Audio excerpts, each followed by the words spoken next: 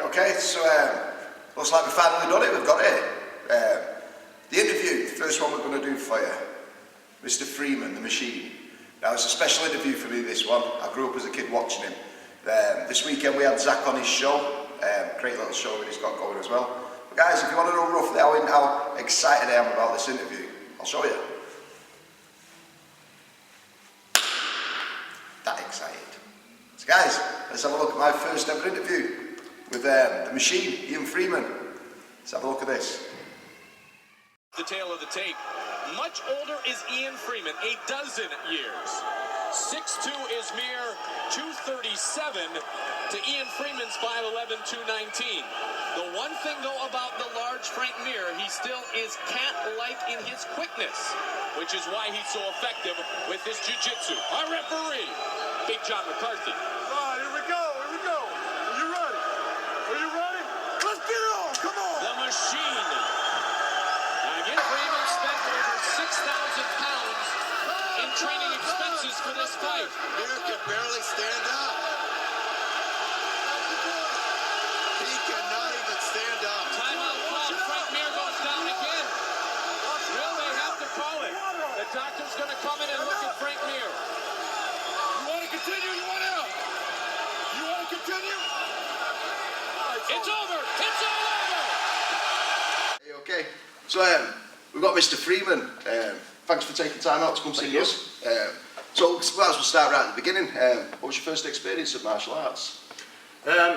Basically, I had a street fight. I used to be a doorman, and one of my first real bad street fights was against a guy twice the size of me, high on drugs. He came to my door at one of the pubs that I had and challenged to fight me outside because I was getting a bit of a name for myself and he wanted a bigger name. So me thinking all doormen would stick together, all the doormen would have went, nah, you go through him, you go through us. And they all went, go on Ian, go on, outside, go on. And I was thinking, oh shit. Anyhow, I went outside. Normally my first punch, that's it, done. Especially on the doors, because when people's had drinks and whatever, they want to fight you, they go down a lot easier, a lot quicker. It's not like a pro fight. So I hit him, he went down, boom, and I thought, that's it, game over. He jumped back up as if I hadn't even punched him. And it was like, one of these fights that just went on, what seemed to be forever. It went on for about 10 minutes, but went on forever. Ran my head against the wall, and all I knew was how to punch him in the face. I didn't know body shots, I didn't know kicks, I didn't know anything. Just punch him in the face. So I cut him here, right up into his nostril. And when he was breathing, it was flapping, blood was going everywhere. And I honestly said to myself, the only way I'm going to stop this fight is if I kill him. That was the only thing. I thought, this guy has to die. He's so high on drugs, he's so intent on hurting me, I've got to kill him. Cutting a long story short, he went down again, and this time he seemed to take a lot longer to get back up. And when he got back up, he turned and he sort of got out of there. And I thought, thank God for that. I went back to the pub, cleaned all the blood off me because I was a mess as well. And do you know how you've got doormen who, like, close-knit friends, and you've also got doormen that just sort of work there? Yeah. One of these doormen who just kind of sort of worked there, he went, you should have choked him unconscious. And I was thinking, you know, choke him unconscious, get him in a headlock, you know. And I was thinking, yeah, whatever, mate, right? And then conversation went on with me and my pals, and then he went, you should have broke his arm. And the only way I knew about breaking somebody's arm, put the arm up against the curb and jump on it, right? So I got a bit annoyed because I thought, you weren't there fighting him, it was me. And I went, what do you mean, choke him unconscious and break his arm? And he went, jiu-jitsu. I went, what? He went, jiu-jitsu. I went, what the fuck is jiu-jitsu? And he went, it's a martial art. He went, you can choke them up by using the clothes. He went, you can armbar them and break the arm just by getting a hold of them. And I was like, new material. Are you kidding me or what? He went, no, seriously. He says, there's a club down the road, blah, blah, blah. It's on such and such a night. The following day, I was there. And that was it. That was making of me. You see, jiu-jitsu works for outside. Yeah. That's beautiful. So your training then, that obviously took you places further than the doors. Took you towards the UFC. Yeah. How did you end up in the UFC though? What's your history? Right. Well, obviously, I've always been a fighter, whether it been on the street or, you know, mentally. That's one of my main attributes was my mind more than my skill. Because when I first started, even when I first got in the UFC, I didn't have skill. I didn't. Right. I look at my old UFC fights compared to where I am now. Although I'm retired now, I've got more skill because I'm coaching and learning new stuff and everything else. And I think to myself, how the hell did I win fights? Because I wouldn't give in. That's basically how I got the nickname, the machine. I just would keep on going. Anyhow, so I fought in a show. It was Extreme Brawl, and I fought for the British title. I had 3 fights on the night. Back in the day, it was you had to have like a tournament type rules. Beat the 3 guys and become the British champion. And then a guy called Andy Jardine, who was a promoter, had a Millennium Brawl, which at the time was the biggest event in the UK. And they brought over a guy called Travis Fulton. Travis Fulton was American, great wrestler, good ground and pound. And the month previous, he'd just been to Brazil and fought in the Brazilian Vale Tudo. That was bare knuckle, headbutts. And he just won that 3 fights, won it, and I was fighting him a month later. Again, because I'd never been beaten and because my mind was so strong, I thought he's going to have to kill me to beat me. Second round came, ground and pound, which I'm well known for. Luckily caught him nice and flush in the jaw, broke his jaw in 2 places. And then what happened then was he was supposed to fight in the UFC against Scott Adams. He couldn't fight, so the UFC said, right, well, who's the guy who's just beat Travis Fulton? Let's get him in to fight Scott Adams. And I'm sitting by my computer. Email comes through, which I thought was a bit of a joke at first because it was from the UFC. It was from Joe Silver, the matchmaker. He's been a UFC matchmaker since forever. And he basically says, oh, we've managed to track you down. You've just beaten Travis Fulton. Travis Fulton was supposed to fight on our show. We're having a show this Saturday, and the date was Wednesday. I agreed immediately. Took the fight on the Wednesday. I flew out on the Thursday. I arrived early hours of the Friday morning. When I arrived, the likes of Kevin Randleman, John McCarthy, they're all waiting at the airport, and I was like, God, I've just seen these on video. There's no such thing as DVD back then. I've just seen these on video. Oh my God, this is Kevin Randleman, you know, the big black guy wrestler with the blonde. I always had the blonde hair. They took me straight to the venue. Straight to the hotel, to the rules meeting, and then the following day I fought Scott Adams. But I flew on my own. I left.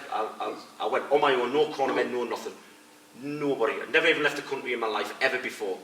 And I was on a plane, shit myself all the way over there. that's the flight you're glad you took then? Yeah, I mean, I lost my fight with Scott Adams, but because I put such a good fight on such short notice, they says, we're going to give you another chance. Good. And then obviously I went back another 5 times after that. Yeah. Won 4, lost 1. That's see, they're the kind of calls you want. So what's your highlights in the UFC? My best one has to be Frank Mir. Frank Mir fight. At the time, it was the UFC poster boy. Unbeaten, never been beat. They actually came to England for the first time ever at the Royal Albert Hall. It was UFC 38. On paper, I should never have beaten him. It was impossible for me. He was a BJJ black belt. You know, I was doing jiu-jitsu, but I think I was a green belt or something back then. You know, just traditional jiu-jitsu. Like I say, should never have beaten him. The UFC brought him over to show the English that this is how mixed martial arts is. We're going to show you how it's done. But obviously I beat him in the first round, and that's definitely the highlight of my career. Yeah, that sounds like good. So what would you say? It's mental training, isn't it? Yeah, I honestly think, I mean, obviously you've got to have the skill, you've got to have fitness, you've got to have everything else, but I honestly think the mindset of a fighter is more important than all the other things I've just said. Because an unfit guy, an unskilled guy who thinks he can go out there and win, and he has the mentality to win, he can succumb all these skills, these kicks, these punches, and just keep on going. I used to have a guy, in the gym he was terrible, absolutely terrible, right? And I used to think, you know, why do you come? Because he's more interested about leaving the gym to go see his girlfriend. He was besotted with her, absolutely besotted. Every 2 minutes I'd look at him and he'd be looking at the clock because he wants the hour to pass so he could go see his girlfriend. One time I even got annoyed with him and I chased him out the gym. I went, you've got a fight coming up. Anyway, he had 10 fights, 10 wins. And do you know why? He said he will never ever lose in front of his girlfriend, ever. And that mindset got him through the fights. He never had the skill. The guys he was fighting were better than him. But because no matter what they did to him, it was just like, I don't care, I'm not losing, and it would get past and win. So the mindset's got a lot to do with it. It has, hasn't it? Yeah. So I've said a strong head against good, strong technique. Exactly. Yeah, it's got to win. Put them both together. That's a nice blend. So what's your training routine when you were in the UFC? What was your training routine like? And is it anything like what you do now? It is and it isn't. In a sense that, obviously, because back then I was training really hard. I mean, I'll give you an example. When I went to train with Josh Barnett, and I trained with Josh for my Frank Mir fight. Josh Barnett at the time was the UFC heavyweight champion. He just beat Randy Couture, got the title. I emailed him And I said, I'd love to come and train with you. I've got a big fight coming up. He messaged me back and says, I will train you on one condition and one condition only. You never quit. And I was like, Straightforward. Me? Quit? That's Never. easy. God, he meant it. He meant it. I got there, he kicked the shit out of me. But these names might mean much to you now, but at the time these were big UFC fighters. I mean, you'll know Bob Sapp. Bob Sapp was there. Maurice Smith, who was a great world-class kickboxer, fights in the UFC all the time. Alan Goes, Brazilian fighter, he was there at the gym. Matt Hume, one of the world's best leg lock specialists there is, and obviously you've got Josh himself. So we were having shark tanks, you know, and they would do 2 minutes on me, fresh partner, and because they're best, they used to just kick the shit out of me. And Josh used to always say things like, one more round, we're done, one more round, we're done. And he would say that for about 20 rounds. You know, and then this one day he told me I was finished, right, great, you're done, and I thought, oh, thank God for that. Anyway, go and get your sneakers. Got my running shoes on, he went, right, we're doing hill sprints. Do 100 hill sprints, right, next one you finished, nah, next one you finished. Then he says, right, now you're definitely finished. And I'm like, oh, please, you finished. One more, you're done. I'd come back down the bank, he'd say, yeah, you finished on your own, and he'd jump on my back and I'd have to sprint with him on my back. Mental condition. But I always remember, right, because at the time, my wife was getting up on a morning when I was going to bed on a night because of the time difference in Seattle. And I remember this one time after training there for about 3 weeks, because I didn't have a rest. It was like 7 days a week, full on, every day, morning, afternoon, night. We'd do weight training in the morning, we'd do either wrestling drills and grappling in the afternoon and kickboxing on the night, or change them 2 round and do whatever, just give our body a change. And then I went to bed, went to the hotel, I'm lying on the bed and I was still fully clothed. I rang my wife, because there was no mobile phones then either, so I rang my wife on the phone. She picks up, hiya babe. I want to come home. I want to come home. She goes, what's wrong? I went, he's trying to fucking kill me. And absolutely, honestly, that day, I honestly thought I wasn't going to see the end of the training camp. I was just fucked. I was like, and I really thought he was going to kill me. But anyhow, Josh actually did an interview after that, and he said the one thing I said to Ian Freeman was, don't quit. He says, and do you know what? He says, the 4-week training camp that we had, the 3-month training camp we had, he said, he never quit. He cried like a bitch, but he never quit. He never quit. So that's good. Do you think they pushed you a little bit harder than most people? Well, he's the hardest. Don't get me wrong. After every camp, I've went to the Militich fighting systems, you know, and all the guys up there, Jens Pulver, Tim Sylvia, Matt Hughes, all the big names were there at the time. We trained hard, but they didn't try to break me, whereas Josh tried to break me. Yeah. Not in a sense where he was trying to hurt me, or he just wanted to make sure that my mind was because no matter what Frank Mir did to me that night, no matter how much pressure he put me under, I wouldn't break. Yeah. Because I wouldn't break with all these other guys, all this hard training. So there's a method in his madness. Yeah. Although I hate it. I absolutely hate it. Yeah, it seems like he did a lot for you. So talking to UFC and the new people coming up and training, have you got any tips for them? You know, if you're a brand new guy thinking of getting involved with this, what tips would you give them? Well, the UFC now, they're looking for guys with clean records. You know, a couple of losses here and there. So nowadays, I believe it's not so much who you fight, what name you fight. It's about your record. Because you could have beaten all the best names there is, had a couple of low-level fights but got beat off the low-level guys, and you're not in the UFC. Yeah. But if you've got a record of like, you know, 7-0, 8-0, and they've all been just mediocre guys, it's the record now. It's the record now. Whereas before, and especially when I was doing it, you know, 15 years ago, it was about who you'd fought, who you'd beaten. You know, if you'd ever lost once in the UFC, then they would kick you out. You know, there was none of this like 3, 4, 5, 6 contract in. You were there for each individual fight. If you got beat, even if you got beat on another organisation, because I remember I had won 3 fights in the UFC. I got offered a fight against one guy, took the fight. I thought I was robbed. You know, I was fighting a Russian in Russia on their home ground with the Russian judges, Russian referee, and he basically stopped the fight when I was fine. And I thought, shit. Then the UFC sent me an email that basically says, sorry, but your following fight has been cancelled because you got beaten. I went, yeah, but I didn't get beaten in the UFC, I got beaten in another... Yeah, but that's how we work. That's how we work. So what I had to do then, Who Can Shoot, which is a big organisation in America, they gave me Carlos Barreto, He was super heavyweight. He was ranked number 3 in the world at the time. Super heavyweight, 6'10". Jesus. I had to weigh in with my jacket on to make the super heavyweight weight class because I was too light. I had to weigh in with my jacket on and Money keys in in the my pocket and everything else to make the weight. And they says if you beat him, that'll definitely get you back in the UFC. Again, on paper, everyone says it was a silly fight for me. He's a 8-dan black belt jiu-jitsu. We'll beat you. We'll do it. You've not got your head. I smashed him. I smashed him. So that got me back in the UFC. What has been your hardest fight then? Whether it's been on the streets or training or UFC? I mean, obviously, like I said, I was a doorman fighting on the streets, but you know, again, when you're a doorman, it's not really a fight. No, it's not really a fight. You know. Is there any that stand out though? That one where you think that's the closest it's ever took me to thinking I'm going to lose here? No, well, apart from the one I've described, which got me into jiu-jitsu, got me into mixed martial arts. Apart from that fight, there hasn't really been hard fights. You know, but getting back to the professional side of things, people always say, who was the hardest hitter? Who's hit you the hardest ever? And I fought this guy in Japan called Bob Steins, who was an American heavyweight. And when he hit me, I thought I was reborn. Honestly, a flashback I got for being a baby and shitting my nappies, you know what I mean? I was like, wow, the way this kid hit me, and I was like, it was unreal. He caught me with an uppercut. I mean, if there was a button there, he'd hit it. And I thought, it was the closest I've come to being knocked unconscious, and I just didn't know where I was. Luckily, I grabbed a hold of him, waited, my head cleared, and everything, but he was the hardest hitter. You know, whether he just caught me correct or right in the correct spot, you know, but I felt it. You know when you get the white flash, I'm like, wow! And if I hadn't held on to him at the time that I did, I think he would have finished me off. Autopilot training then. But yeah. But again, luckily I won that fight as well. I actually got the knockout. Because what happened was,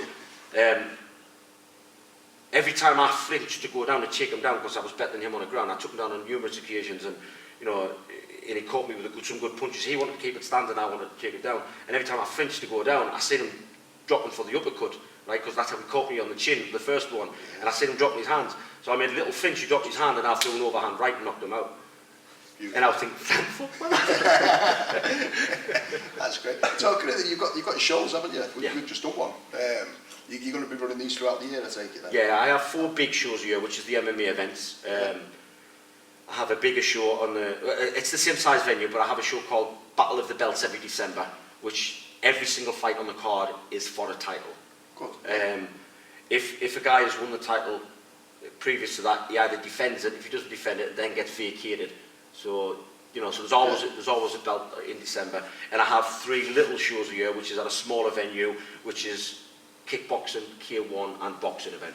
So big ones are mixed martial arts, smaller ones are kickboxing. You still love the competition then, don't you? Oh, without a doubt. Putting everything on the line. Yeah, I wish I was still fighting. I mean, I'm 49 this year. You know, a few more months I'll be 49-year-old. So talking of still fighting, then, is there anyone you wouldn't want to fight? Anybody my own sort of age, my own sort of era, I'd be a fool to turn around, because obviously, you know yourself, we're still tough in our mind. Yeah. We can still fight everybody in our mind. Luckily, I'm still the best there is in my own gym, but that's in my own gym. Yeah. You start getting these young up-and-coming guys, you know, young 20s, especially at heavyweight, big, massive, super strength, you know, and you think, oh, it's a hard night. Yeah. Put me up against any veteran of my era, then I think I can beat them all.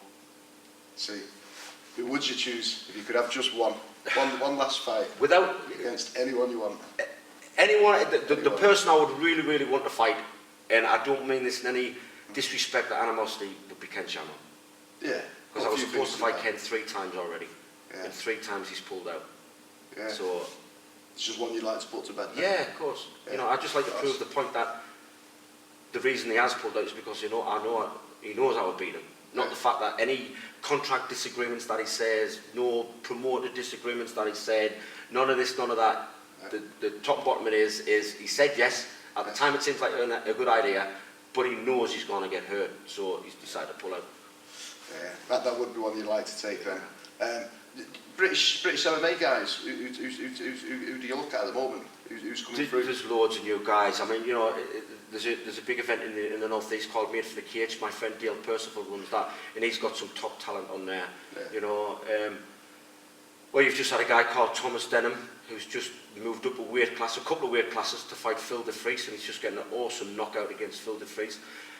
James Mulheron was unbeaten until the last show he's just had, and that was a big shock that he got beaten. I was hoping he would get the win against the German that he fought so that he could fight in Scotland in the next UFC in Scotland, because his family originated from Scotland. His dad's Scottish, but I don't know if that's put a dampener on things. But you know, there's so many fighters now, there's so much top talent there now, it's hard to say he's going to make it, he's not going to make it. You know, again, it's all down to how you manage. How you manage. If your manager or your coach, who's that manager, can look after you properly, you know, get you them wins instead of the losses, then you're in. See, we're just learning this ourselves about where to go, how to do it, look after your fighters. It's a new world for me. But thanks a lot for the interview. It's been fantastic. Is there anything else you want to say? Is there anything you'd like to add? Well, if anybody wants to become a mixed martial artist, obviously they want to go to gyms like myself and like yours with accomplished, you know, coaches. You know, there's gyms popping up on every street corner now, and every little empty warehouse, and God knows what, and they've never done anything. Yes. You know, they claim to be this, they claim to be that. They might have even had 1 or 2 MMA fights. It doesn't make them good coaches. You know, people are going to seriously get hurt. You know, how do they research then to find a good club? Well, the name speaks for itself. I mean, nowadays everybody's got the internet on the phone.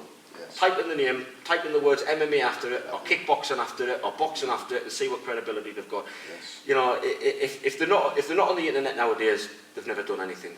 You know, and sometimes, you know, you can put the name on the internet. The name will pop up, but will show that they're just, you know, they're just bad ones, they're wrong ones. Yes. You know, so it's not hard to find out nowadays. Yeah. You know. Oh, great! Yeah, there was one other question as well. We did for you lot. There was viewers give us a question. And we did say the best question we'd ask, so we got one of the questions from a viewer, which was from Ian Freeman, and his question was, is it true you've got a massive member? maybe I meant membership base. All right, okay. Well, on a good day in front of people, my wife will say I have, but that's on a good day. But, stone cold. Average. So there you go, Ian. There's your answer from Ian. Well, guys, hope you enjoyed the interview, and we'll be back next month with some more names for you. But personally, I've loved today. We'll see you all again soon, and again, thank you very much, sir. Cheers, thank you. Take care. So there it is. That's my first interview. Now, we've also got another one coming up.